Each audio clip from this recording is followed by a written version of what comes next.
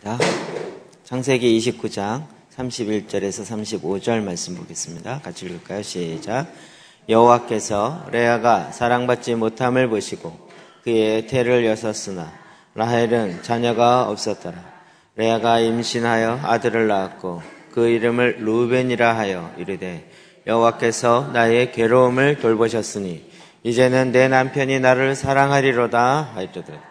그가 다시 임신하여 아들을 낳고 이르되 여호와께서 내가 사랑받지 못함을 들으셨으므로 내게 이 아들을 주셨도다 하고 그의 이름을 시므온이라 하였으며 그가 또 임신하여 아들을 낳고 이르되 내가 그에게 새 아들을 낳았으니 내 남편이 지금부터 나와 연합하리로다 하고 그의 이름을 레위라 하였으며 그가 또 임신하여 아들을 낳고 이르되 이제는 여호와를 찬송하리로다 하고 이로 말미암아 그가 그의 이름을 유다라 하였고 그의 출산이 멈추었더라. 아멘. 우리가 계속 지금 우상에 대한 부분을 살펴보고 있습니다. 오늘 우리가 잘 분별해야 할 부분인데 사랑이라는 우상, 사랑이라는 우상, 이것이 무엇일지를 다시 한번 정말 깊이 있게 또 냉철하게 분별하고 돌아보기 바랍니다. 영상 나오세요? 그쪽에? 안 나와요? 나오세요? 영상에 나오세요가 아니고 나오나요?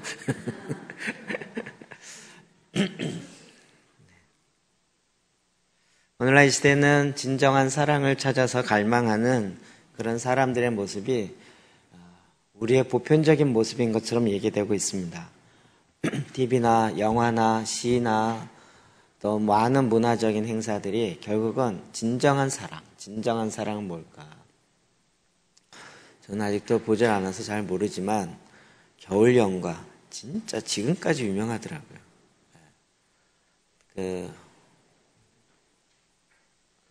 가평에 있는 섬 뭐죠? 남이섬. 남이섬에 가면 지금도 그 배웅준과 최지우의 사진과 그 앞을 찾아오는 일본 관광객들이 여전히 많더라고요.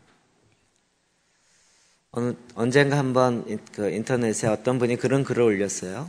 왜 겨울연가가 일본에서 그렇게 인기를 얻고 지금까지 얻는가?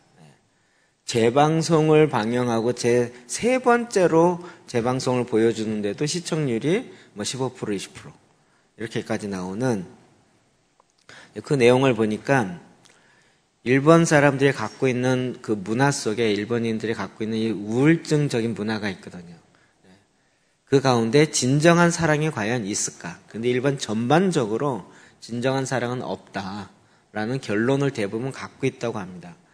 그런데 그 영화에서 그 첫사랑과 진정한 사랑의 모습을 보여줬다는 거죠. 그들 마음 가운데, 일본인들의 마음 가운데 진정한 사랑이 이거구나라고 답을 찾았다는 거예요.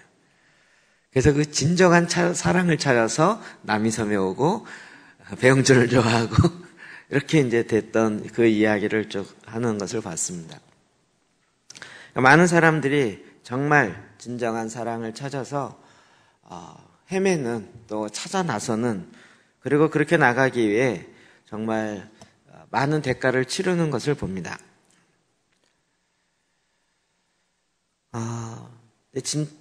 우리가 얘기하는 그 사랑, 진정한 사랑이라는 게 과연 뭘까? 우리는 그것을 다시 한번 정말 냉철하게 봐야 합니다. 이 세상에서 있는 남자들에게는 여자가 진정한 사랑을 이렇게 줄 것 같고 또 여자들에게는 남자들이 진정한 사랑을 줄 것 같은데 정말 이게 가능한가? 하나님이 그 울타리를 만들어 놓으신 것이 있지만 이런 부분에 까딱 잘못하면 사랑이라는 우상을 만들어 놓고 그 우상을 숭배해요. 사랑을 숭배해요. 뭐든지 주의가 들어가면 문제잖아요. 무슨 얼마 전에도 이번에 한국 원로 목사님 그 얘기했더라고요. 500주년 돼서 개혁주의 그랬는데 개혁주의는 문제라는 거예요. 개혁을 해야지 개혁의 삶을 살아야지 개혁주의가 되어서 하란의 아브라함 카이퍼가 개혁했던 그거를 기념하는 개혁주의는 의미가 없다는 거예요. 실제 삶을 살아야 된다는 거죠. 마찬가지. 사랑을 갈구하는데 사랑주의가 돼버리면 정말 마음에 계속 갈망이고 그 사랑이 나를 채워줄 것 같은데 결국 돌아보면 사랑을 숭배하는 거죠. 사랑을 숭배하면 사랑의 그거 우상의 노예가 되는 것처럼 사랑의 노예가 되는 거예요. 그러면 이것이 사람으로 하여금 착각하게 만들어요. 그리고 결국은 그 사랑의 노예가 되어서 그 연인의 끌려다니는 거죠. 이용당하기도 하고 학대당하기도 하고 정말 말도 안 되는 그런 문제가 그 사이에서 일어나는데도 불구하고 그게 마치 사랑인 것처럼, 그리고 혹시라도 그를 떠나면 모든 것이 소망이 사라지는 것처럼 착각하고 그냥 맹목적인 사랑에 빠지는 거죠. 오늘 본문에 보면 이 맹목적인 사랑, 그리고 사랑이라는 우상을 갖고 있었던 사람의 아주 대표적인 사람을 볼 수 있습니다. 그것이 야곱이고 또 그것이 레아입니다. 우리는 보통 라헬에 집중하는데 오늘은 레아의 모습을 좀 보려고 합니다. 사랑의 노예가 되었던 사람들이죠. 야곱이 그 마음에 진짜 욕망이 있는데 이거는 사람의 육신으로부터 나오는 것이지 하나님으로부터 나온 것은 아니에요. 너무나도 참 놀랍게 야곱은 탄생하면서부터 하나님이 예언해 준 예언이 있었습니다. 그것이 창세기 25장 23절입니다. 시작. 여호와께서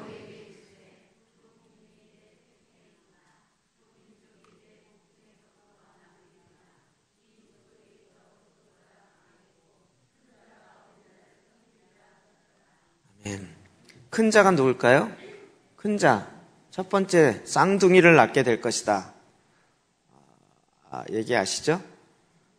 아브라함이 사라를 통해서 이삭을 낳고 이삭가 리브가를 통해서 쌍둥이를 낳습니다. 앞에 얘기를 제가 하도 생략한 게 많아서 이해되시죠?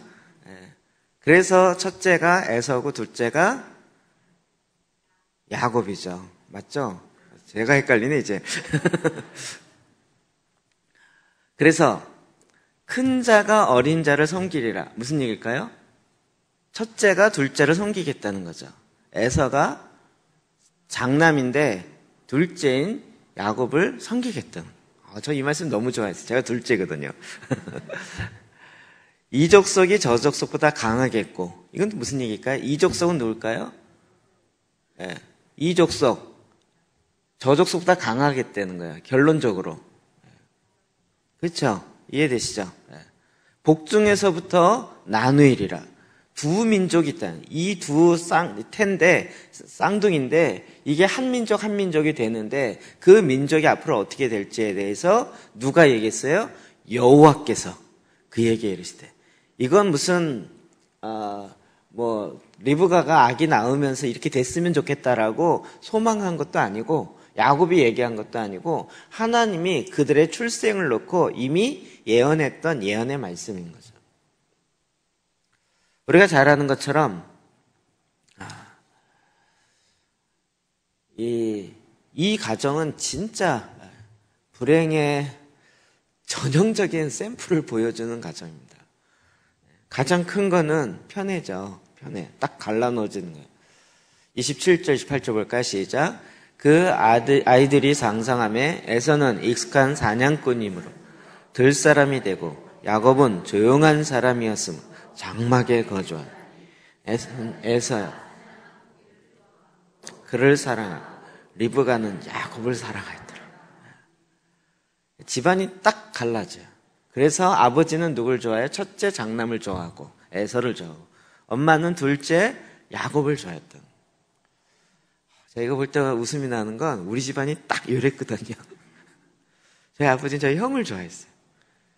저희 형은 그래서 막 밖에 나가서 운동하고, 그래서 지금도 기억나요. 저희 형이 했을 때 초등학교 들어갈 때 저희 아버지가 그 당시에는 별로 없었던 야구 클럽과 야구공을 사줬어요. 그리고 학교 들어가기 전에 저희 형은 스케이트를 사줬어요. 그래서 아버지가 직접 스케이트를 가르쳐주고. 그래서 저는 학교 들어갈 때 형 쓰는 거 써라. 이런 거였죠. 그 대신 이제 엄마가 계속 저를 지금 보니까 위로해 준 거였는데 제가 그걸 사랑으로 착각했던 것 같아요. 형은 늘 밖에 나가서 축구하고 굉장히 잘했어요. 저는 늘 집안에 있고 약간 조용한 사람이고 어떻게 이게 이것과 우리 집안을 얘기하는 것 같은 느낌이 팍팍 들어요. 이삭은 에서가 사냥한 고기를 좋아하므로 그를 사랑하고 리브가는 야곱을 사랑하였더라. 그러나 그 마음속에 결국 아버지의 사랑을 받고 싶은 마음이 자식에게 있죠. 나는 엄마 사랑이면 돼. 그렇지 않죠. 아버지의 사랑을 받고 싶은 마음이 있는 거죠. 그러니까 결국 이 편애로부터 시작해서 이 가정에 일어나는 문제가 계속 야기되기 시작합니다. 이 야곱은 아버지의 사랑을 받고 싶은 거예요. 그런데 아무리 그 앞에서 재롱을 펴도 그 아버지는 그 재롱 피는 게 보기가 싫어. 왜냐하면 들에 나가서 사냥하고 좀 남자답게 이렇게 하길 원하는데 자기 앞에서 재롱을 피니까 아이고 이 기집애 같은 이러면서 오히려 야단을 치는 거예요. 이게 사랑받고 싶은 마음에서 했을 거라고 생각이 드는데 그 아버지에게는 전혀 받아들여지지 않는 거예요.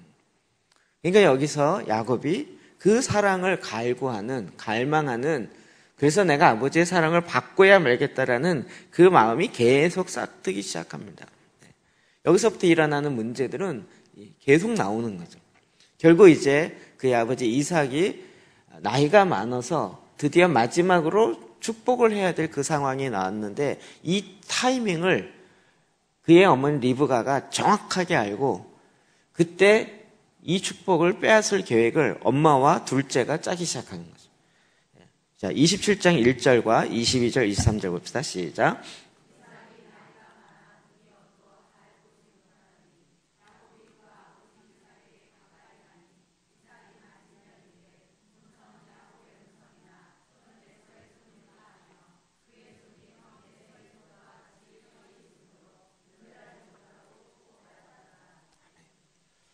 이게 우리는 그냥 스토리로 이야기로 넘어가지만 이거 실제 이 장면으로 들어가 보세요. 아버지에게 근데 딱 아버지 축복해 주세요. 축복을 딱 해주면 그냥 쉬울 것 같지만 야곱이 생각하기에 아버지가 얘가 에서가 아니고 야곱이다. 그러면 축복을 했을까요? 안 해줄 거라는 것에서 너무 명확하게 아는 거죠. 그의 아내 리브가도 명확하게 아는 거예요. 그러니까 지금 자기는 이 축복을 받아야 내가 사랑을 받을 수 있고 사랑을 쟁취할 수 있다는 이 마음속에 어머니가 이야기하는 대로 따라가면서도 괜찮을까요? 라고 얘기하는데 엄마가 괜찮다. 그러면서 엄마가 작전을 짜주는 거예요. 그러면서 음식을 엄마가 특별한 메뉴를 만드는데 혹시 아버지가 네 아버지가 왜 이렇게 빨리 갖고 왔냐 그러면 하나님이 도우셔서 빨리 잡았다라고 얘기해라. 아주 각본을 짭니다. 그리고 야곱은 털이 없고 맹숭맹숭한 몸이고 에서는 털이 많으니까 염소 새끼의 그 털을 손과 목에다가 뒤집어 씌웁니다. 그리고 형이 입는 그 옷, 에서의 옷을 입히고 그리고 아버지에게 보내는 거죠. 이게 진짜 이게 만약에 발칵되면 어떻게 될까요? 축복은커녕 저주가 나올 상황인 거죠. 근데 여기에 이 야곱이 그 엄마의 말에 또 자기의 욕망에 끌려서 이 사랑을 갈구하려는 이 왜곡되어진 사랑으로 욕망으로 아버지께 들어가는 거예요. 아버지가 나이가 많아 눈이 어두워졌어요. 눈이. 이제 시력이 점점 어두워진 거죠. 사람이 갖고 있는 감각이 보통 5개죠. 뭐죠? 시각, 그 다음에 청각, 그 그 다음에 촉각, 후각, 미각. 보통 눈이 어두워지면 다른 감각이 막 발달한다 그러더라고요. 우리는 보통 보는 게 있으니까 보는 것만큼 후각, 청각이나 다른 기능이 뭐 안 따라줘도 이 생활하는데 어려움이 없는데, 이제 시각이 없어지니까 다른 기능들이 굉장히 많이 발달한 거죠. 조그만 소리에도 소리를 듣고 대충 아는 사람이니까 소리에 굉장히 민감합니다. 그래서 네가 누구냐 그랬더니 네, 제가 애서입니다 했더니 뭐라 그래요? 목소리, 청각은 정확한 거예요. 청각은 분명히 애서가 아니에요. 청각은 분명히 야곱인데 애서라고 얘기하니까 이상한 거죠. 그러니까 시각은 보는 시각은 안 보이니까 그건 안 보여서 어쩔 수 없는데, 목소리를 볼 때는 사람의 목소리 진짜 모든 사람의 목소리가 다 다르다잖아요. 그의 청각으로는 분명히 애서가 아닌 게 맞아요. 그래서 어떻게 이제 촉각을 사용하는 거예요. 만져보는 거예요. 근데 털이 있어.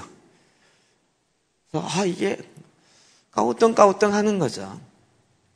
여기 가만히 보세요. 음성은 야곱의 음성이나 손은 에서의 손이로다. 이 지금 이삭도 긴가민가 하면서 자기가 할 수 있는 최선의 방법을 동원해 보는 거예요. 결국은 그의 손이 형 에서의 손과 같이 털이 있으므로 분별하지 못하고 축복하였더라. 그런데요, 25절 딱 보면요, 그 다음에 기가 막힌 장면이 하나 나와요. 이게 요 본문 제가 보면서 깜짝 놀랐어요. 축복을 했어요. 그런데 그리도 뭔가 깨름직해요. 그래서 어떡하죠? 나에게 입맞추라 이러는 거예요. 그 당시에 인사하는 법이 이제 그 볼에다가 뽀뽀하는 그런 인사법이죠.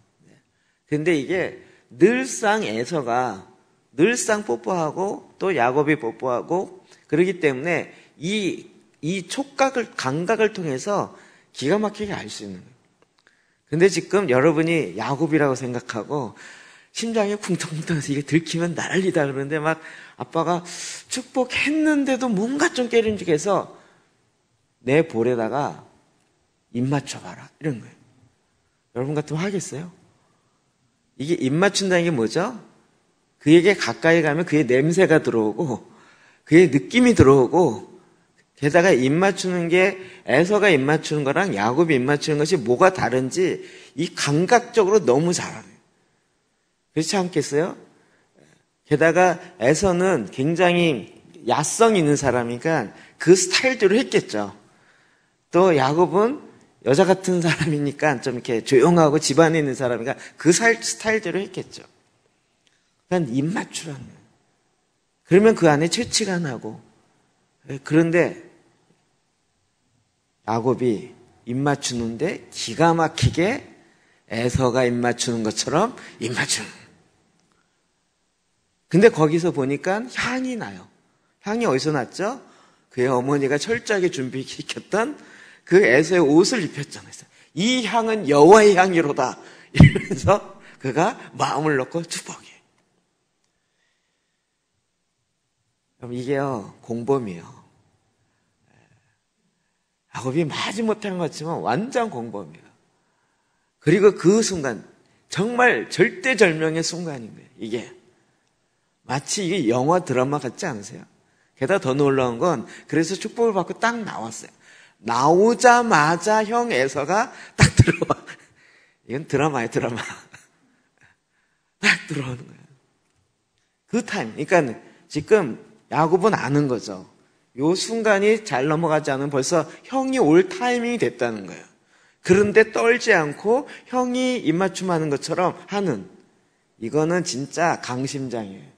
007 제임스 본드가 그 적 앞에서 너무 태연하게, 그 다음에 어떻게 될지를 알면서도 너무 태연하게 이렇게 하는 그 정도의 강심장인 거죠. 완전히.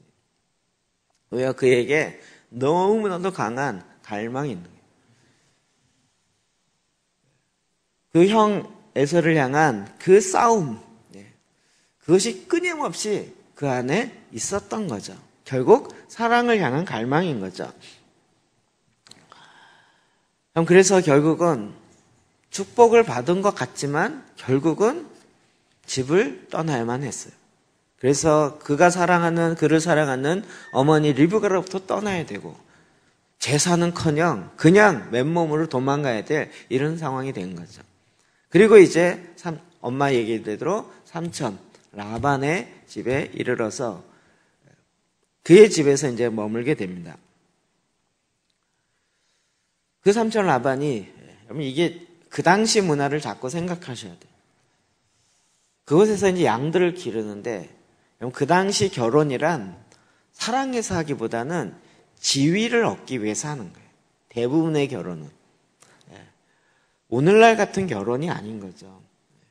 그 당시의 결혼은 어느 지위를 갖는 거예요. 그래서 언약을 맺으면 딸을 보내서 같은 레벨이 되도록 하는 이런 시대이기 때문에 그 딸을 준다라는 것은 굉장히 결혼을 그렇게 한다는 게 굉장히 중요한 의미인 거예요. 그런데 이 야곱이 진짜 어떻게 하면 여기 15절부터 20절 다시 읽어봅시다. 시작. 라반이 야곱에게 이르되 내가 비록 내 생질이니 어찌 그저 내 일을 하겠느냐. 내 품삯을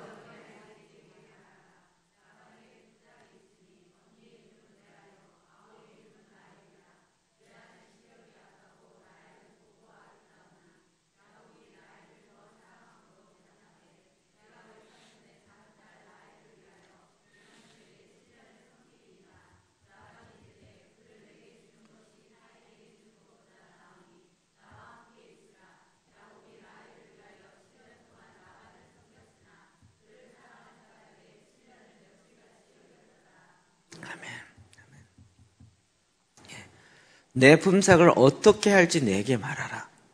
근데 사실은 라반이 눈치가 굉장히 빠른 사람이에요. 답이 뭐라고 나올지 제가 보기엔 예측했으리라고 생각이 들어요. 그러면서 저자가 모세가 이 창세기를 기록할 때 설명을 16절에 넣은 거죠. 라반에게는 두 딸이 있으니 언니의 이름은 레아, 아우의 이름은 라헬이더라. 그리고 레아의 시력이 약하고 야곱은 곱고 아리따우니라. 무슨 얘기일까요? 레아는 시력이 약해요. 이게 해석이 여러 가지지만 어쨌든 결론은 뭐냐면 레아는 웬만해서 결혼하기 쉽지 않은 여자라는 거예요. 그런데 라헬은 곱고 아름다우니까 웬만하면 결혼할 수 있는 딸이야. 근데 이 두 딸을 뭐 사랑해서 보낸다 이런 개념보다는 그의 아버지도 이 딸을 뭔가 보내서 지위를 얻고 재산에 언약식을 맺는다든지 재산의 수익을 얻을 수 있는 굉장히 큰 재산인데 이 두 딸을 재산을 불리는 곳에 같이 쓰고 싶은 마음이 있는 거죠. 그러나 지금 야곱이 라헬을 더 사랑함으로 대답하되 내가 외삼촌의 작은 딸 라헬을 위하여 외삼촌에게 7년을 섬기리라. 이게요 어마어마한 대가를 지불해요. 그 당시로 아까 얘기한 것처럼 결혼의 조건에 있어서 이게 미치는 거예요. 그 당시엔 사랑 때문에 결혼한다? 웃긴 얘기인 거예요. 근데 이 사랑 때문에 내가 7년을 봉사하리라. 7년 동안 모든 받은 월급을 이 아내와 라헬과 결혼하는 걸로 내가 대가를 치르겠습니다라고 얘기합니다. 이거는 사랑의 눈먼 사람의 이야기인 거죠. 이 말을 뒤집어 보면 지금 야곱은 자기의 마음에 공허함이 여전히 있는 거예요. 아버지의 사랑을 받으려고 했지만 못 받았어.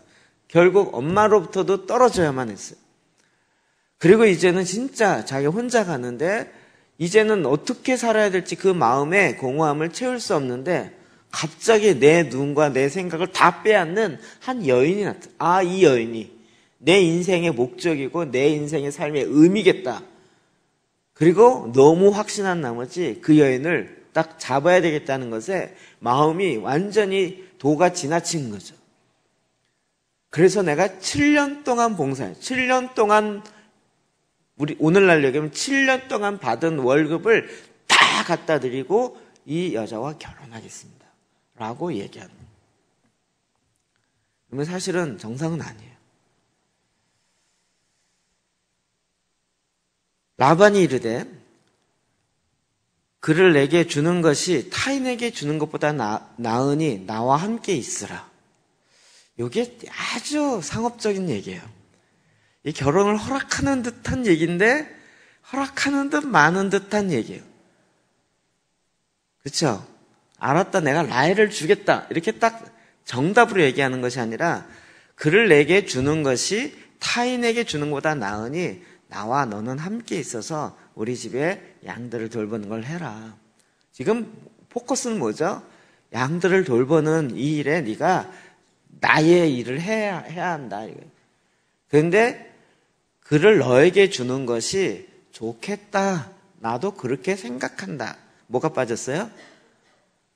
언제 줄 것인가에 대해서는 얘기는 안 하는 거예요.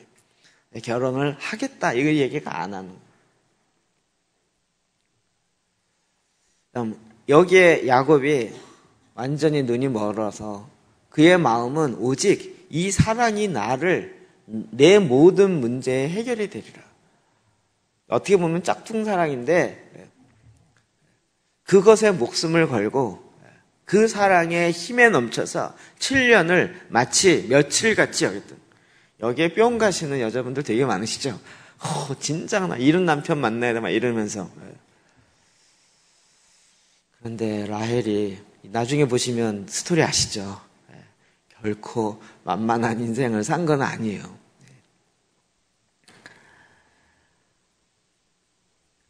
그럼 오늘날 사랑이 자꾸 이렇게 왜곡돼요. 그냥 완전히 그 사랑만이 나의 인생의 모든 문제를 해결할 것 같은 막 이렇게 달려오는 것이 진정한 사랑이라고 생각해요. 막 목숨을 내놓는 막 이런 막 그런 말과 그런 멘트에 휙 넘어가요. 굉장히 낭만적인 사랑을 추구해요. 그런데 그 낭만적인 사랑과 함께 오늘날 지금 사랑이라는 것이 아주 우습게 짝퉁 혹은 즉석적인 사랑 이렇게 넘어가기 시작하는 거예요. 지금은 아예 이 사랑과 그 사랑 안에서 이루어지는 성적인 관계, 섹스를 거의 이꼴로 놓고 있어요. 영화 그렇고 TV가 그렇고. 그러니까 사랑은 곧 성적인 관계예요. 이게 다 이렇게 보는 거예요. 이것이 이제는 조금 더 도를 지나쳐서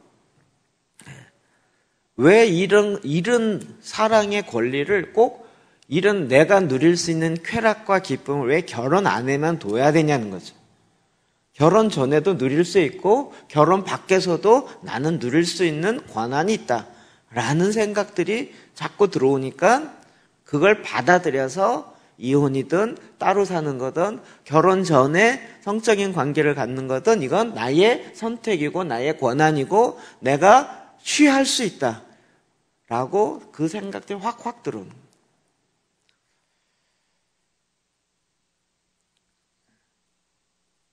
여러분 진짜 이것이 오늘날 우상이 돼 있어요. 야곱에게도 결국은 이 여인이 내 문제를 해결하거든요. 여러분 이게 나중에 12아들 낳고 이렇게 보면요. 그 스토리 진짜 많잖아요.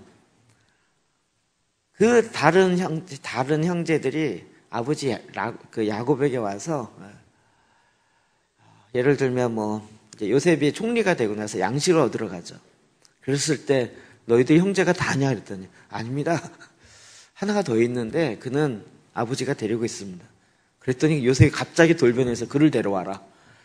그를 데려주면 니들 거짓말하는 거다. 이래갖고 막 옥에 가뒀다가 협박했다가 한 명 보냈다고 해요. 막 스토리가 나오잖아요. 그래갖고 이제 다시 아버지 곡식을 얻고 아버지에게 가요. 아버지에게 가서 애굽에서 애굽 총리가 이렇게 얘기를 했습니다. 그래서 그의 아들 베냐민을 데려가야 됩니다. 그때 야곱이 뭐라고 얘기했는지 아세요? 내 아들. 다른 애들은 뭐예요? 얘기하는. 야곱에게 있어서 아들은 진짜 이게 편애를 받은 사람이 편애하는 거예요. 12명이나 되는데 요셉은 이미 죽었다고 생각하고 이 베냐민 하나 있는데 내 아들을 또 죽일 수 없다. 이렇게 되는 거예요. 그 말을 듣고 있는 다른 아들들은 마음이 어떨까요? 난 뭐냐는 거야, 난. 아니, 12아들 중에 요셉만 채소 옷을 입혀요. 내가 사랑하는 라헬의 아들이었고, 베냐민 낳다가 아내가 죽잖아요. 그러니까 결국 또 이게 편애가 그대로 내려가. 가정에 대물림 돼서 그대로 내려가요. 그러니까 거기서부터 시기가 계속 일어나고, 이 가정에 비극이 계속 시작되는 거예요. 이게 뭐죠? 건강한 사랑이 아니고 사랑이 우상이 되었고, 결국 그 사랑에 목숨 걸었는데 그 사랑이 자기가 원하는 대로 안 되자 엉뚱한 곳에 또 다른 대리 사랑을 만들어가고, 이상한 사랑으로 자꾸 이게 내 문제를 해결해 줄 거라고 얘기하지만 결국 문제를 더 꼬이게 만드는 그 일이 되는 거예요. 왜요? 사랑이 그에겐 우상이었기 때문에.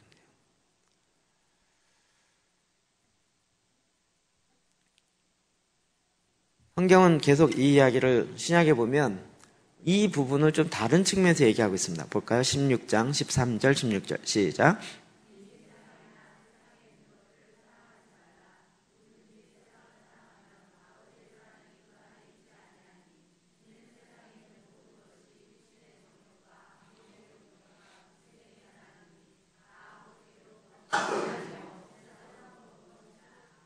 아멘.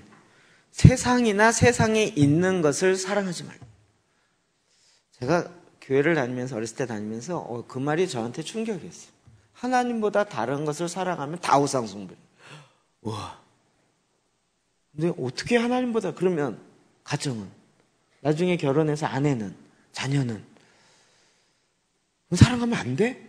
막 이런 식의 생각. 왜냐면 이제 흑백 논리의 생각이 있으니까. 그러다 이제 이 생각을 제가 좀 바꾸게 되면서 우선순위가 있고 뭐 이런 걸 이제 들으면서, 아, 이게 첫 번째로 하라는 얘기지 사랑하지 말라는 얘기가 아니구나, 뭐 이런 것도 이제 좀 이해하게 된 거죠. 그럼에도 불구하고 여전히, 여러분, 그래서 이 세상이나 이 세상에 있는 것들을 사랑하지 말라.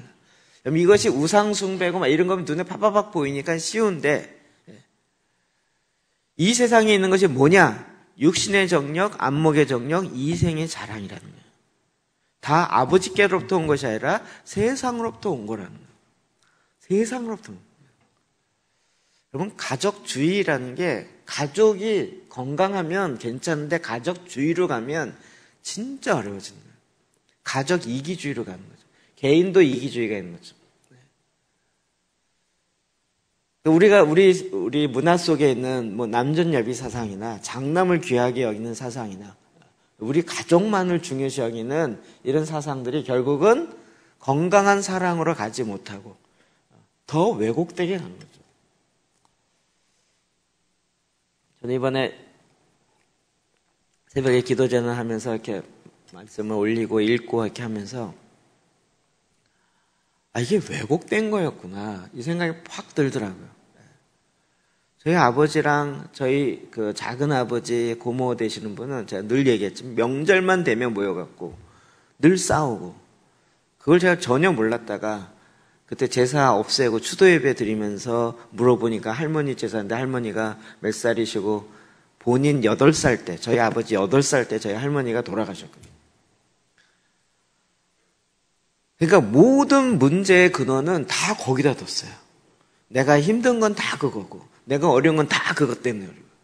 그렇기 때문에 지금 우리는 어떻게 해야 돼요? 우리 가정은 절대 그러면 안 돼. 절대 그러면 안 돼. 이게 저희 아버지의 철칙 같은 거였어요. 그러니까 가정을 지킨다는 것은 다 맞는 얘기인 것 같은데, 그 가정을 지키는 측면이 진짜 하나님보다 더 높아져 있는 거예요. 자기의 과거에 상처받았던 이 상처로 인해서 반대로 우리의 가정은 그래서는 안 되는데, 이걸 지키기 위해서 과도하게 넘어가요. 가정이 어느덧 우상이 되어 있는 거예요. 그리고 그 가정 안에서 일어나는 계속 자랑인 거죠. 그런데 이 세상에는 모든 것. 근데 17절에 보면 이 세상도 그 정력도 지나가되 오직 하나님의 뜻을 행하는 자는 영원히 거하느니라. 이 세상도 이 정력, 우리가 그렇게 사랑했던 것도 지나가요. 정력도 지나가요. 근데 하나님의 뜻을 행하는 것만이 영원히 거한다. 그럼 야곱의 열망이 있어서 그가 자기 생에서 나온 육신의 욕망에서 나오는 그것이 진짜 자기의 문제를 해결할 줄 알고 그 사랑에 올인한 거죠. 14년을 올인하는 거예요. 그것만.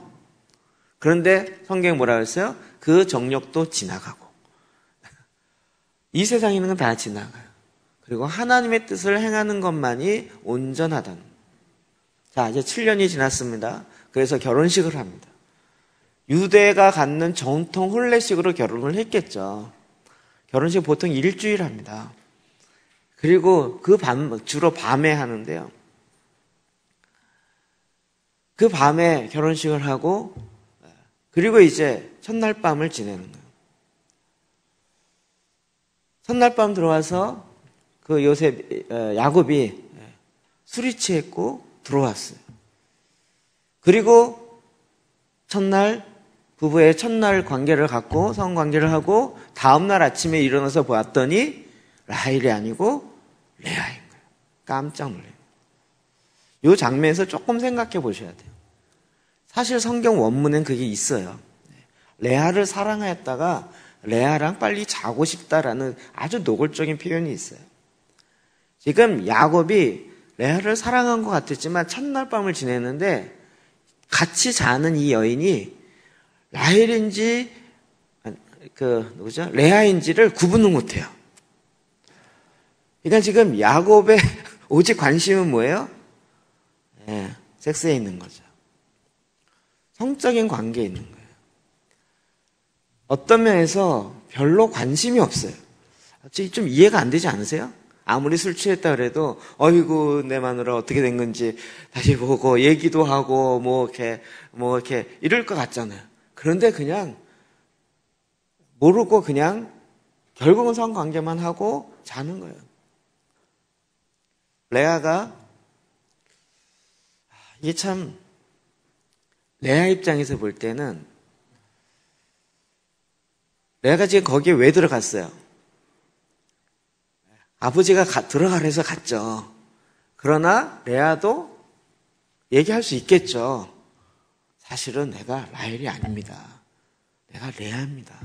당신이 알고 나면 진짜 크게 실망할 것 같아서 미리 얘기하는데 내가 동생이 아니고 언니 레아입니다.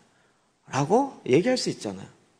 그런데 그 첫날 밤이 지나도록 한마디 안 해요. 이게 진짜 재밌는 건 성경은 진짜 이게 드라마틱한 게 뭐가 있냐면요.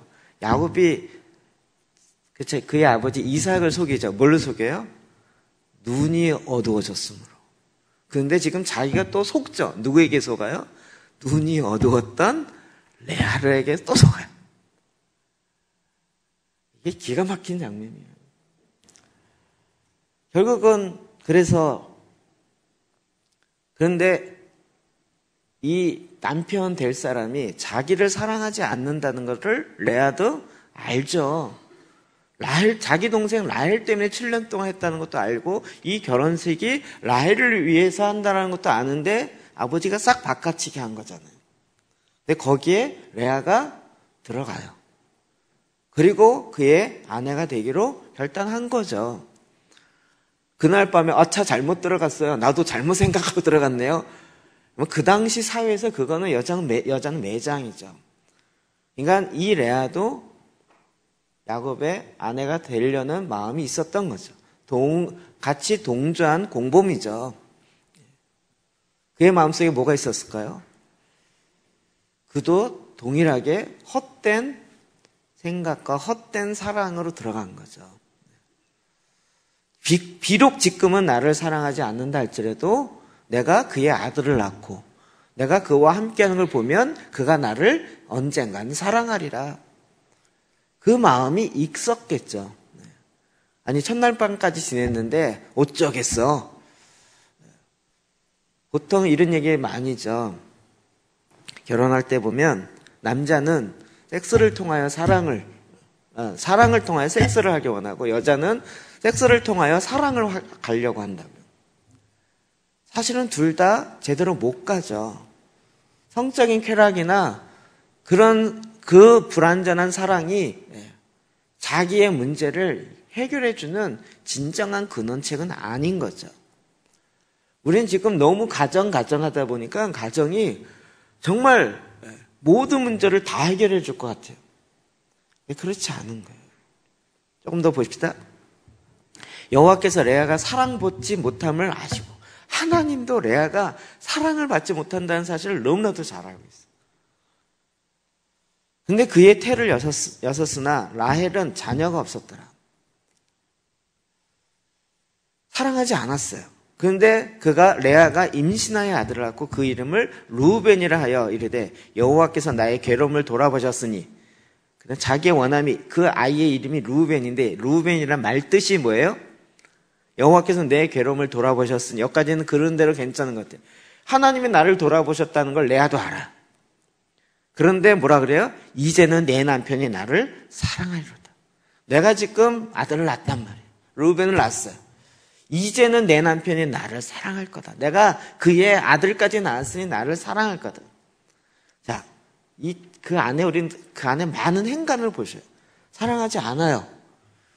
그의 남편이 자기를 결혼했고, 첫날 밤 했고, 이제 더 7년을 더 있기로 했는데, 사랑하지 않아요. 사랑하지 않았는데 애는 어떻게 낳았을까요? 너무 어려우세요? 이게 제가 청년들이 많아서 제가 말이 지금 사랑하지 않았는데 애는 어떻게 낳냐고요. 그럼 이건 뭐죠? 야곱은 그냥 섹스 파트너였지 아내가 아니었죠. 그냥 쾌락의 일부분이었죠. 근데 하나님이 그를 불쌍히 여기셔서 아이를 낳게 한 거예요. 근데 그런 줄 알면서도 왜 레아는 그걸 받아들였을까요? 이제는 이 아들을 통해서, 내가 아들을 통해서 그가 내 남편이 나를 사랑하리로다라고 자기 나름대로의 시나리오를 갖고 있었던 거예요. 자기 나름대로의 대안을 세우고 있었던 거고, 이게 내가 살 길이다라고 생각하고 있었고, 그래서 아이가 낳자마자 하나님이 나의 괴로움을 돌아보셨으니 이제는 남편이 나를 사랑하리로다. 그런데 사랑을 했나요? 남편이 사랑이 돌아왔나요? 아니죠. 그런데 여기서 제가 난이 없어서 이 33절, 34절 뺐는데요. 33절을 보면 그가 다시 임신하여, 그러나 결국 사랑이 안 들어왔어요. 그런데 또 다시 임신했어요. 그가 다시 임신하여 아들을 낳고 이르되 여호와께서 내가 사랑받지 못함을 들으셨으므로 내게 이 아들을 주셨다고 그의 이름을 시므온이라고 했어요. 이게 다 시므온이라는 이름의 말뜻이에요. 여호와께서 내가 사랑받지 못함을 아셨다고요. 여전히 첫째를 낳는데도 지금 레아의 마음속에는 남편의 사랑을 향한 그 갈구와 그것만이 내 인생의 문제의 해결이다라고 막 그러면서 다시 그 사랑을 얻으려고 해서는 안 되는 거예요. 근데 하나님께서, 여호와께서 내가 사랑받지 못함을 들으셨다는 거예요. 그래서 이제 이 아들을 주셨도다. 내가 사랑받지 못하니까 하나님도 안다. 이러면서 둘째를 낳았어요. 둘째는 또 어떻게 낳았을까요? 어느 날 갑자기 성령으로 잉태해서 낳았을까요? 아니죠. 사랑하지 않았지만 또 부부관계는 또 된 거죠. 이게 사랑으로 말미암은 거겠어요? 그거를 레아가 몰랐을까요? 그러나 그는 그의 마음속에 또 자기 나름대로의 생각을 갖고 있었던 거예요. 그래서 둘째 시므온을 낳았어요. 그런데도 사랑을 못 받았어요. 34절 그가 또 임신하여 아들을 낳고 이르되 내가 그에게서 새 아들을 낳았으니 내 남편이 지금부터 나와 연합하리로다 하고, 그 이름도 유명한 레위, 이름을 레위 족속하는 레위를 만든 레위. 내 남편이 나와 연합하리로다. 연합 얼마나 멋있는 말이야. 이제 셋째를 낳았어요. 아들을 셋이나 낳았어요. 셋이나 낳았는데 이제는 지가 연합 안 하겠어? 이름 자체를 레위라 주면서 그 남편이 이제는 나와 연합할 거다라고. 이 레아의 마음이 진짜 애절하지 않아요? 또 다시 말씀은, 셋째는 그냥 낳았을까요? 둘째까지 낳았지만 여전히 자기 남편은 시간만 되면 라헬에 가 있어요. 항상 그의 마음은 라헬에 있어요. 자기가 아들을 놓고 제가 보면 약간 저도 시나리오 쓰는 것 같은데, 그래갖고 자 루벤 첫째 아들이야 했더니 아이고 이 첫째네 레아가 나왔으면 더 예뻤을 텐데 뭐 이렇게 얘기했을 것 같아 내가 보기엔. 라헬이 나왔으면 더 했을 텐데. 맨 머릿속에는 오직 라헬만을 위한 거의 무슨 중독의 수준으로 얘기하는 거예요. 그러니까 뭐 아들을 아무리 셋이나 낳아도 전혀 그의 남편은 자기에게 돌아오지 않는 거예요. 그러니까 오직 환히 맺히면 애 이름을 이렇게 짓냔 말이야.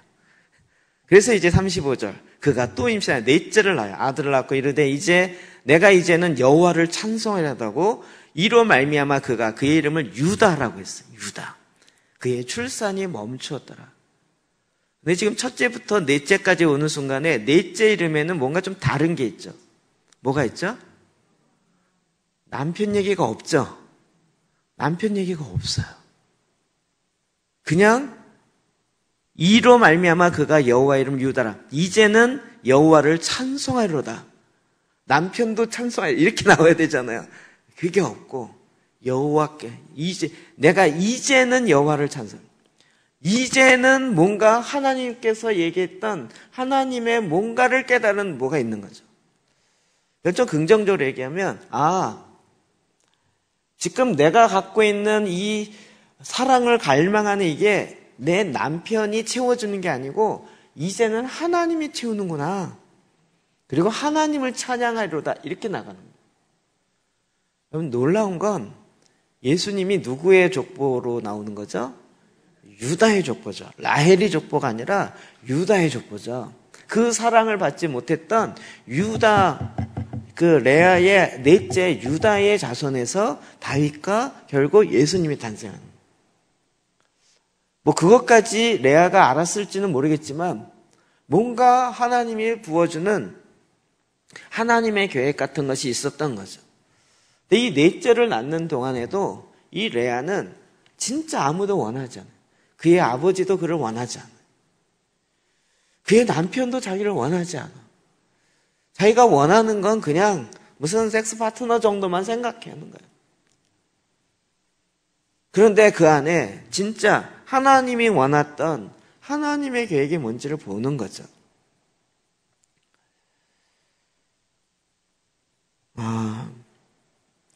저도 이게 좀 정리된 지가 좀 최근인 거예요. 특히 오늘 아침에 저희가 새벽에 하면서 제가 어젯밤에 그걸 이제 미리 만들어 놓고 미리 보고 좀 묵상하고 이러면서 깜짝 놀랐어요. 제가 그 부분 너무 잘 알거든요. 남편과 아내 되어짐에 대해서 이야기하면서 여러분 이렇게 읽으셨죠? 그때 에베소 5장인가요? 아내들이여 자기 남편에게 복종하기를 주께 하듯 하라. 그럼 이게 그냥 남편과 아내의 문제를 다룬다 이런 전제를 갖고 보니까 그렇게만 본 거죠. 근데 이번에 기도재단 하면서 이 본문을 이렇게 보면서 갑자기 23절에 에베소 5장 23절입니다. 이는 남편이 아내의 머리됨이 그리스도께서 교회의 머리됨과 같으니 그가 바로 몸의 구주시니라. 그러므로 교회가 그리스도에 하듯이 아내도 범사에 자기 남편에게 복종할지니라. 갑자기 좀 헷갈렸어요. 이는 그러면 제가 눈이 확 띄거든요. 목적이 나오는구나. 왜 아내들이 남편에게 복종해야 되는지 목적이 나오는구나. 이는 그러면 저희는 거의 결론으로 봐요. 이는 왜 아내가 남편의 말에 복종해야 되는지 그 결론, 목적이 뭐냐? 이는 이렇게 나오는 거예요.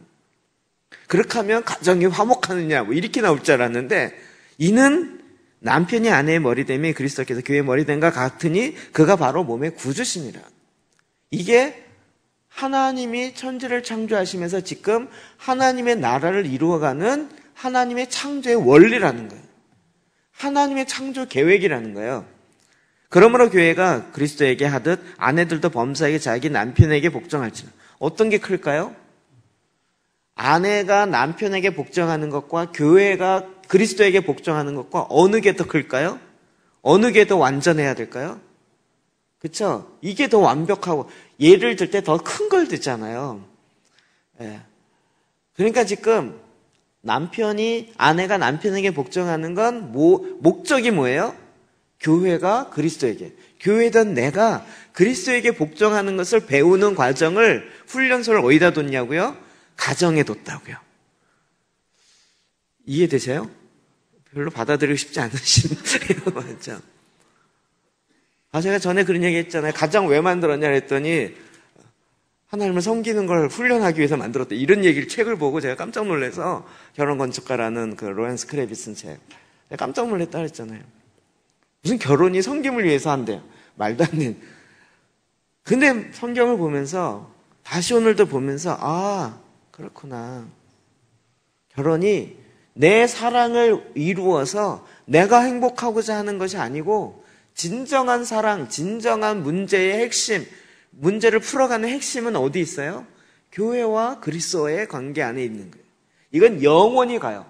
죄송한데 부부관계는 이 세상에서만 가요. 이 세상에 있는 건데 왜 한시적인 걸 이 땅에 두고 하나님이 가정이라는 제도를 만들어 놓고 두셨겠냐는 거예요.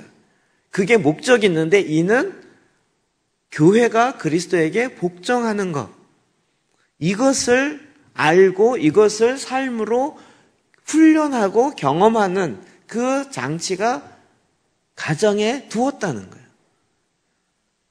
이 둘이 바뀌는 거 이해되세요? 이게 안 되니까 가정이 어느 날 나도 모르게 우상이 되더라는 거예요. 예. 가정에 어려움이 오고 가정에 좀 힘든 일이 일어나면 왜 그러냐 이렇게 되기 쉬운 거예요. 그 다음에도 남편들은 아내 사랑을 그리스도께서 교회를 사랑하시고 그 교회를 위하여 자신을 주신 같이 하라. 이는이 또 나와요.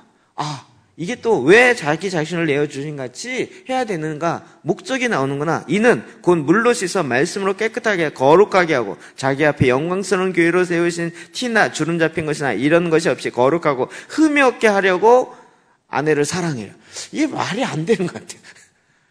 자기 자신을 흠이 없게 하고 거룩하게 하기 위해서 아내를 사랑하래요. 아내 사랑하는 것과 자기 자신을 거룩하게 하는 것과 무슨 관계가 있냔 말이에요. 그런데 성경은 그렇게 이야기해요. 근데 제가 말씀 묵상하면서 이게 좀 풀어지는 건 뭐냐면, 여러분 성적인 관계를 왜 결혼 안 해뒀어요? 그 안에 거룩하게 들어요. 근데 결혼 밖으로 넘어가면 어떻게 되죠? 이게 음욕이고 간음이고 성적 폭행이고 이렇게 되는 거잖아요. 그게 지금은 세상은 법이 둘이 합의하고 했으면 괜찮다 이렇게까지 이야기할 줄 모르지만 그건 세상의 법이고, 하나님은 그 안에 둔 거죠. 왜요? 이게 온전하게 지켜져서 하나 되어짐을 경험하게 하는 거예요.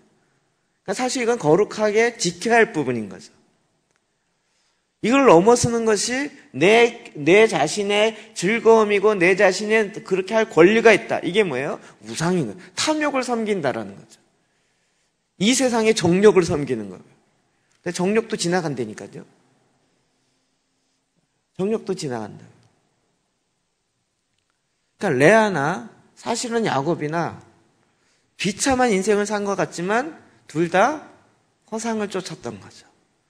허상을 쫓았던 것에 생각이 각각 핀트가 안 맞췄지만 이 상황에선 그냥 같이 한 거죠. 그럼 이게 이 세상에 우리가 우상숭배와 관련돼서 정말 우리 마음속에 뿌리 속에 내려있는 기가 막힌 내용이죠. 아무도 원하는 사람이 없어요. 여러분 진짜 나를 아무도 원하는 사람이 없는 것 같아요. 이럴 때 제가 지난번에 은둔 들어가고요. 이럴 때도 진짜 내가 사람이 없는 곳에 나 혼자만 2박 3일 있는 거 가리라. 이러고 딱 가요. 가갖고 막 가면 이제 딱 펴놓고 혼자 누워서 이제는 나 혼자야 하고 막 그거 30분 가더라. 30분 2시간 넘어가니까 아무도 안 찾는 게 약간 불안해지기 시작하면서 괜히 핸드폰 보고 누가 전화 안 오지? 왜 안 오지? 괜히 카톡 보고 아무도 안 찾네. 이상하네. 그러면서 진짜 하루 동안 아무도 안 찾더랬어요. 그 순간부터 마음속에 불안해지는 거야. 안 해도 전화도 안 와. 은둔에 들어온 줄 알고 이게 이상하게 식은땀 같은 게 나기 시작하는 거야. 막 말로는 막 나는 뭐 이게 뭐 힘들어 막 이렇게 했는데 정작 혼자 딱 있다 보니까요, 아무도 나를 원하지 않는 것 같아요. 제가 새벽 기도재단 첫날 할 때요, 첫 딱 올리고, 자, 새벽 일찍 오신 분을 주의 이름으로 축복합니다. 음악을 미리 딱 틀 수 있게 해놓고, 그리고 이제 감사함의 기도를 올리고, 그 다음에 자, 우리 감사함의 기도를 합시다. 그런데 딱 하는데 한 40초간 아무도 안 올리는데 이 순간 주여, 이 완전히 혼자 된 느낌에 그 순간이 얼마나 막 숨 이렇게 심쿵하는 게 놀래서가 아니라, 이렇게 좋아서가 아니라 아무도 안 하는구나 이 생각과 함께 마음이 쫙 그 40초 동안 내려앉는데 그게요, 한 일주일은 가더라고요.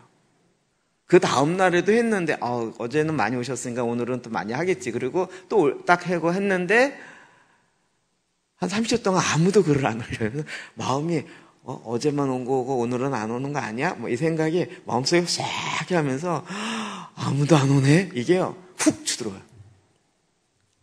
제가 이거 제 안에 있는 거 알거든요. 제가 최근에 아는 거예요. 제 안에 이 외로움과의 싸움이 얼마나 제가 싫어하고 그 외로움이라는 상황 자체를 얼마나 도망 다녔었는지를 최근에 알았어요. 저는 아버지로부터 온 거거든요. 저는 외롭지 않았어요. 그런데 왜 외로움을 두려워할까? 혼자 되는 걸 두려워할까? 이러다가 지난번에 제가 대만 갔을 때 그것 때문에 고민했다 그랬잖아요. 국가를 위해서 기도하다 보면 결국 다 도망가고 나 혼자 남을 텐데 내가 이걸 해야 말. 저는 이게 고민이었어요. 내가 이걸 왜 고민하는지 몰랐지만 나중에 보면서 나 혼자 되는 것에 대한 두려움이 제 안에 너무 많더라고요. 근데 내가 이걸 왜 두려워하지? 그랬는데 아버지가 어렸을 때 어머니 일찍 이르시고 자기 혼자 되는 것에 대한 두려움, 이게 너무 큰 건데 저는 그게 그렇게 된 적이 없는데 저한테 물려받고, 오늘도 이렇게 뭐 형제 간의 차별을 얘기했잖아요. 저는 이 혼자 되는 것에 대한 두려움 때문에 차별에 대한 것은 저에게 문제가 되지 않았어요. 진짜 문제가 되었어요. 제가 초등학교 3학년 때 저희 부도 맞고 저희 집이 이제 넘어가고 그때부터 가정이 어려워지기 시작하고 그때부터 제가 신문팔이 하겠다 직사기 혼나고, 그리고 이제 중학교부터 고등학교 6년 동안 집에 연탄을 제가 갈았거든요. 그 당시 연탄으로 가는데 불이 꺼지면 안 되니까 연탄 가는 일을 6년 동안 제가 했어요. 형은 공부해야 된다 그래요. 누나는 또 공부해야 된다 그래요. 그럼 막내인 제가 중학교 1학년 때부터 고등학교 정말까지 연탄은 제가 다 갈았어요. 연탄 갈기 위해서 집을 가야 돼. 어디 다른 데 가고 싶어도 안 돼. 근데 내가 사명감을 가지고 집에 가서 연탄 꺼뜨리면 안 되니까 연탄 갈기 위해서 집을 가야 돼요. 그 당시 또 연탄 가는 건 또 이렇게 아궁이가 밑에 있고 저 지하 광에 있잖아요. 광에 들면 연탄 가는 곳이 방마다 6군데 있는데 귀뚜라미가 천장에 붙어 있어 이렇게. 그러면 거기서 이렇게 하고 연탄 갈고, 그리고 그 일산화탄소 냄새가 쾌쾌해져요. 그래서 가고 있으면 머리가 띵하죠. 그럼 빨리 나와야 되는 거예요. 오래 있으면 진짜 질식하게 생겼더라고요. 근데 중학교, 대학 딱 되고 저희 형이랑 둘이 이제 같이 다니면 사람들이 몰라봐요. 우리 저기 내 동생이라 그러면 사람들이 형 아니고 동생이야? 제가 훨씬 머리가 빨리 빠지고 훨씬 늙어 보여가지고 형이랑 같이 다니면 제가 형인 줄 알아요. 그러면 왜 이렇게 동생이 늙었냐? 그러면 제가 그랬어요. 연탄간이라고 이산화탄소 많이 빠져서 이렇게 늙은 거라고. 근데 제가 지금 돌이켜보니까 왜 그때 그걸 사명감으로 알고 했냐. 이게 가정을 지켜야 되고 혼자 되면 안 되고 집이 어렵기 때문에 저희 형이랑 저희 누나는 진짜 자기가 하고 싶은 걸 막 하고 집에서 엄청 지원해주고 가회랑 가회는 다 하고, 저는 가회는커녕 제가 신문 팔아야 된다고 생각하는 이렇게 살았으니까. 근데 제가 그러면서도 이걸 차별이라고 생각해 본 적이 없는 거예요. 왜요? 나는 가정이 외롭게 되는 것을 지켜야 한다. 이게 어디서부터 초등학교 3학년 때부터 이 사명을 갖고 이걸 왜 이렇게 했겠냐고요. 아버지로부터 내려온 거예요. 아버지부터 내려오는. 근데 그걸 모르고 그냥 지금까지 온 거예요. 근데 이게 제 안에 있는 상처라고 생각질 않은 거예요. 이거는 가정을 지키는 거였고, 그리스도인이 가정을 지키는 건 진짜 착하는 일이고 잘하는 거라고 생각하는 거예요. 문제는 결혼하고 나서 저희 아내가 들어오기 시작하더니 막 불평하기 시작하고, 당신은 이 집의 아들이 아니냐는 둥 막 저한테 막 퍼붓는 거예요. 하여튼 저희 집만 갔다 오면 저희 아내 이만큼 나가고 막 씩씩거리고 막 퍼붓는데, 제가 평상시 듣도 못하는, 생각지도 못했던 얘기를 막 퍼부으면서 당신은 왜 당신 집에서 그렇게 대우를 받냐? 아니 내가 뭔 대우를 어떻게 받아서?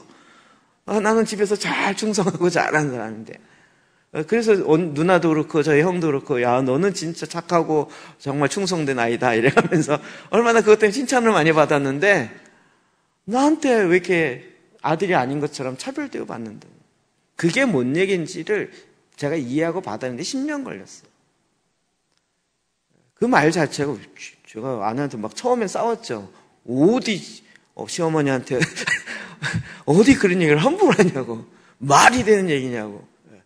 결혼 왔으면 시댁에 적응을 해야지 이러면서 이러다가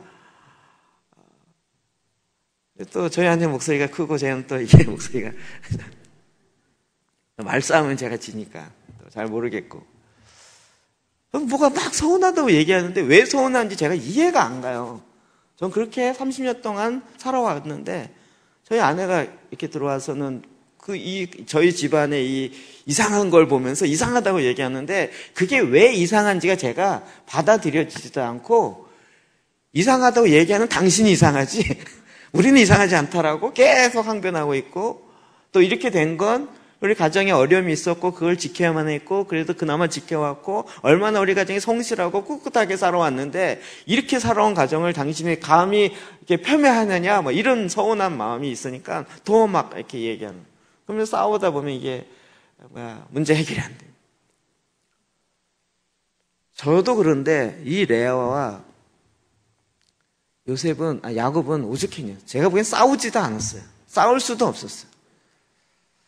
어쩌다가 한번 야곱이 자기한테 오면 그거 자체가 너무 그냥 고마운 거예요. 어떻게 보면 레아 입장에서. 혹시 사랑이 나에게 오려나. 그날 밤에 또 성관계하고 가는데 끝이에요. 그리고 그러면 자기는 거의 뭐 상녀된 느낌이겠죠. 그럼에도 불구하고 그 사랑에 대한 기대 때문에 그 마음을 끝까지 가는 거죠. 근데 결국 넷째를 낳고 여호와를 찬송하리로다. 정말 하나님이 일하는 새로운 걸 보기 시작. 제가 보기에 레아가 먼저, 성경에 레아에 대한 이야기 나오지 않지만 레아가 먼저 깨달은 것 같아요. 그래서 유다라 이름해요. 유다, 정말 레아도 그렇고 아무도 원하지 않는 사람인데 희한하게 아무도 원하지 않는 그 사람을 통해서 하나님이 뭔가 하고 있다라는, 뭔가 이걸 보기 시작한 거죠. 나에게 진정한 소망이 내 남편이 나를 사랑해서 하나 되는 것보다 더 근본적인 것이 있는데, 그게 하나님으로부터는 뭐가 있나 보다라고 그가 드디어 영적인 센스, 영적인 감각이 들어오기 시작한 거죠. 하나님이 이런 가정의 상황 속에서도 그 이후로 레아가 오죽했겠냐고요. 평생 오죽했겠냐고. 그런데도 불구하고 그런 얘기가 성경에, 물론 이제 주제 흐름 자체가 그 주제 내용이 아니기 때문에 나오지 않지만 우리가 미루어 보건대 끝까지 야곱은 죽을 때까지 레아를 찾았어요. 라헬을 찾았어요. 죽을 때까지. 그리고 라헬이 낳은 두 아들만 찾아. 게다가 이 네 아이의 엄마 된 이 엄마 입장에서도 오죽하겠냐고요. 그러다가 그 안에 진짜 하나님이 진짜 뭔가 내 안에서 하는 뭐가 있지 않을까, 이 생각을 하기 시작한. 우리는 이제 결과를 아니까 참 놀랍게도 하나님은 희한하게 일을 하세요. 이사야 53장 2절 봅시다. 시작. 그는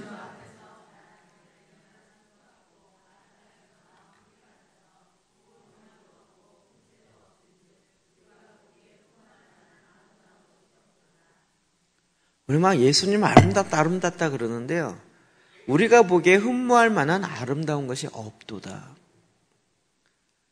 우리 예수님 그릴 때 예수님 뭐 성화 같은 거 보면 막 잘생기고 뭐 이렇게 핸섬하고 막 이러잖아요. 그러지 않았을 것 같아요, 제가 보기에도. 고운 모양도 없고 풍채도 없어. 예수님 풍채가 없었어요. 분명한 거, 풍채 막 건장해갖고 막 이런 남자 청년 아니었을 거예요. 우리 찬영이처럼 뭔가 이렇게 딱 있어갖고 이러지 않았을 것 같아요. 정말 고운 모양도 없고 풍채도 없고 우리가 보기에 정말 이렇게 와 한번 다시 보고 싶다 이런 마음이 들지 않을 정도 그런 아름다운 것이 없었다. 혐오스러웠다고요. 그런데 하나님이 아무도 찾지 않는 그 예수님을 통해서 그 십자가의 그 사건을 통하여서 하나님은 하나님의 일을 하기 시작한 거예요. 여러분, 진정한 문제 해결은 생명에서 오는 거죠. 자, 제가 왜 가정에 이 문제가 해결되기 시작했냐면, 이거 보고 갑시다. 마태복음 27장 46절 시작. 제9시쯤에 예수께서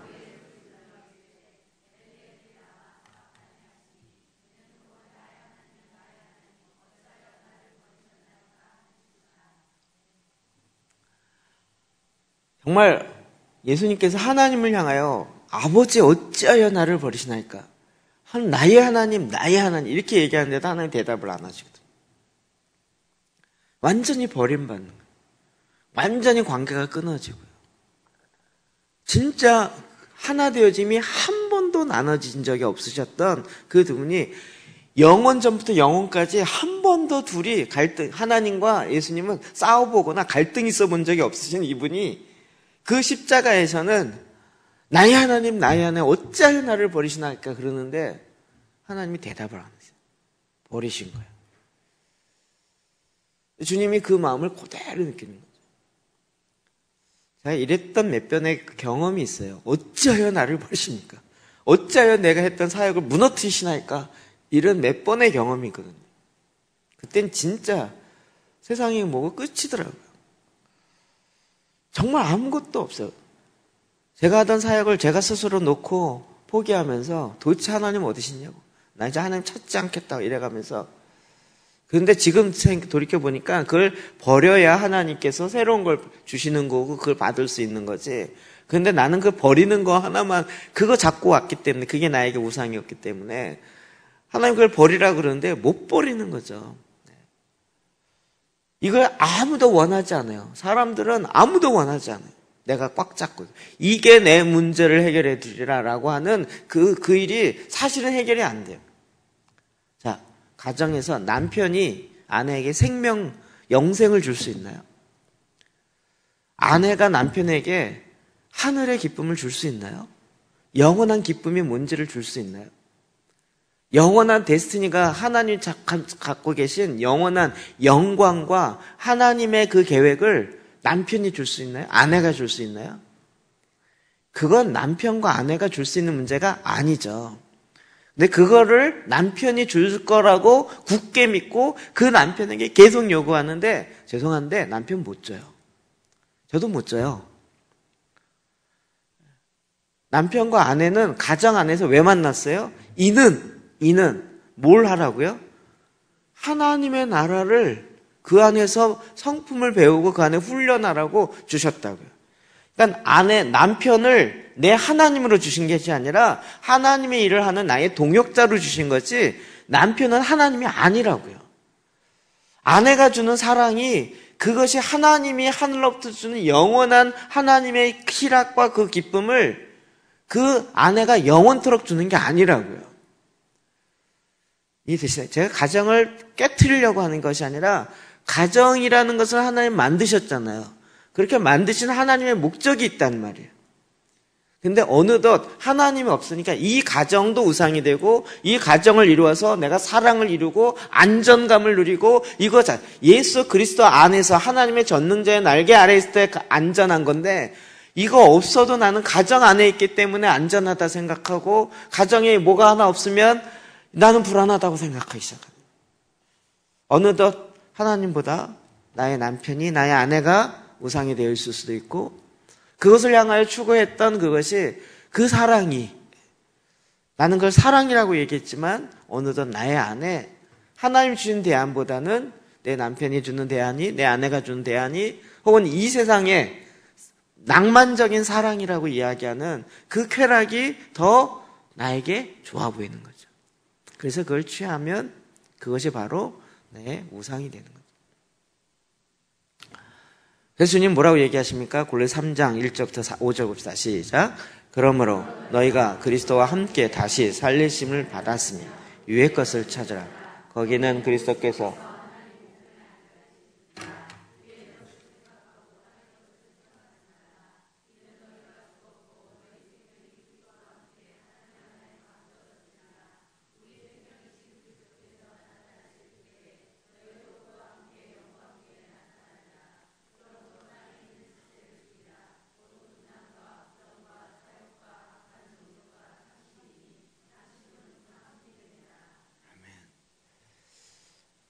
진정한 행복이 뭘까요? 누구는 결혼하면 행복할 줄 알고, 누구는 뭐 군대 제대하면 행복할 줄 알고, 누구는 대학만 가면 행복할 줄 아는데 그게 행복을 보장해 주냐고요. 그게 아니죠. 진정한 생명은 어디서부터 나와요? 예수 그리스도로부터 나오는 거죠. 근데 그리스도가 어디 있어요? 하나님 보좌 우편에 앉아 계시잖아요. 누굴 위의 것을 찾으라가 무엇이에요? 결국은 예수 그리스도를 찾는 거죠. 예수 그리스도를 찾는 거죠. 그러므로 너희가 그리스도와 함께 다시 살리심을 받았으면, 여러분 그리스도와 함께 다시 살리심을 받으셨나요? 거듭나셨나요? 그리스도가 내 안에 계시는 것을 믿으시나요? 그러면 어떡하라고요? 위의 것을 찾으라고요. 그 위로 가자 이 얘기가 아니라 위에 있는 하나님께서 예수 그리스도로 말미암아 하셨던, 그래서 위의 것을 생각하고 땅의 것을 생각하지 말라고요. 땅의 것은 뭐예요? 이는 너희가 죽었고 너희 생명이 그리스도와 함께 하나님 안에 감춰졌어요. 우리의 생명이 그리스도와 함께 하나님 안에 감춰져 있어요. 그러니까 우리의 모든 근원의 핵심은 생명인 거예요. 생명. 그러니까 지금 내 삶의 문제는 생명으로 말미암은 것이지, 그 생명이 없는 사랑, 아니 생명이 없는데 어떻게 온전한 사랑이 가능하겠냐고. 그거는 인간의 이기적인 사랑에 끝날 수밖에 없죠. 그러니까 엉뚱한 곳으로 갈 수밖에 없는 거죠. 이는 너희가 죽었고 너희 생명이 그리스도와 함께 하나님 안에 감춰져 있어요. 위의 것을 찾는다는 얘기는 결국 모든 문제 해결은 생명으로부터 오는 거예요. 예수 그리스도가 곧 길이요 진리요 생명이시잖아요. 예수님이 내가 더 웨이 이랬어요. 내가 그 길이다.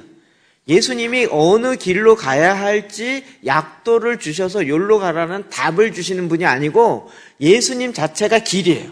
우리는 예수님 위를 걸어가야 되는 거예요. 그러니까 우리는 자꾸 예수님께 하나님 어디로 가야 돼요? 왼쪽으로 가야 돼요? 오른쪽으로 가야 돼요? 그럴 때 주님 뭐라 그래요? 나를 구하라 그랬잖아. 나와 함께 해라. 아니 함께 하는 거 하겠는데 답을 주세요 그랬잖아요. 여기서 자꾸 착각하는 거예요. 우리의 갈망이 그 주님께서 하나님께서 우리에게 주시는 그 대안이 아닌 다른 방법으로 취하기 시작하면서 우리는 그것이 좋아 보이지만, 사랑이라는 이름을 갖고 있지만 어느덧 맹목적 사랑, 타락한 사랑, 이기적인 사랑, 이 세상으로 무슨 그 포장으로 둘러싸인 사랑, 이래가면서 진정한 하나님의 사랑, 생명으로 말미암은 그 사랑 가운데 들어가지 못하는 거죠. 그런데 예수 그리스도 안에 들어가니까 그 안에 뭐가 있어요? 십자가에 생명을 내어주는 생명의 사랑이 나타나기 시작합니다. 우리가 이 세상에서 구하는 것과는 다른 거예요. 이건 남편이 못 줘요. 이건 아내가 못 줘요. 사실은 성경에 뭐라 그래요? 내가 너의 진짜 남편이다 얘기하시는 거잖아요. 이 땅에 있을 때 남편은 육신의 남편 이 사람이겠지만 영원한 남편은 누구신가요? 예수 그리스도인 거잖아요. 그를 찾으라고요. 주님은 그렇게 대답하는 거예요. 예수 그리스도로 온전히 충만한. 근데 이게 안 되는 이유가 뭐예요? 안 되는 이유가 땅의 것을 찾으니까요. 땅의 것. 우리의 기도가 땅의 것을 찾기 시작하면 하나님 내가 이 땅에서 잘 살게 해주세요. 이 땅에서 잘 살게 해주세요. 근데 뭐 너무 이기적으로 구하면 좀 티나니까 하나님 우리의 가정이 화목하게 해주세요. 화목하게 해주는데 안 좋은 방향으로 있는데 여전히 그 상태로 화목하면 어떻게 돼요? 곤란하죠. 그러면 이게 야 니네 화목한 게 가짜야. 이걸 드러내야 되잖아요. 지난 화요일날 기도재단으로 4년 동안 했던 선교사님 만나서 이야기를 나누면서 그분이 그런 얘기를 하더라고요. 자기가 한국 이번에 그 조물리드 목사님 와서 간증을 자기 본인이 했는데 사람들이 자꾸 기도재단 그러더래요. 자기는 기도재단이 소름 끼친대요. 너무 힘들고 기도재단 하니까 뭐가 드러나요? 자기 안에 육신의 죄악의 어둠이 자꾸 드러나요. 지금도 여전히 드러나고 하나님 앞에 나가면 이거 드러내서 회개하고 빼내는 게 너무 힘들고 막 기도재단은 약간 소름 끼친다는. 근데 지금 사람들이 기도재단이 답입니다. 기도재단 해야 됩니다. 라고 입에 거품을 무는 거 보면 자기 생각에 저 사람 기도재단을 안 하는구나 이렇게 판단이 된다는 거예요. 그렇지 않나요? 말씀을 보니까 자꾸 어떻게 돼요? 내 안에 있는 정욕, 탐심, 육체의 지체. 왜요?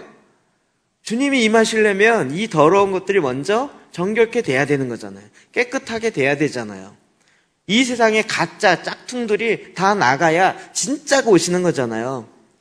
그 작업을 위해서는 가짜를 흔들고 하나님이 빼내고 이제 주님이 진짜를 허락하시는 거죠. 근데 이거 하나님이 얘기해도 내가 못 놓겠습니다 하는 건 탐심인 거예요. 우상 숭배인 거예요. 내가 그걸 하나님보다 더 잡고 있는 거예요.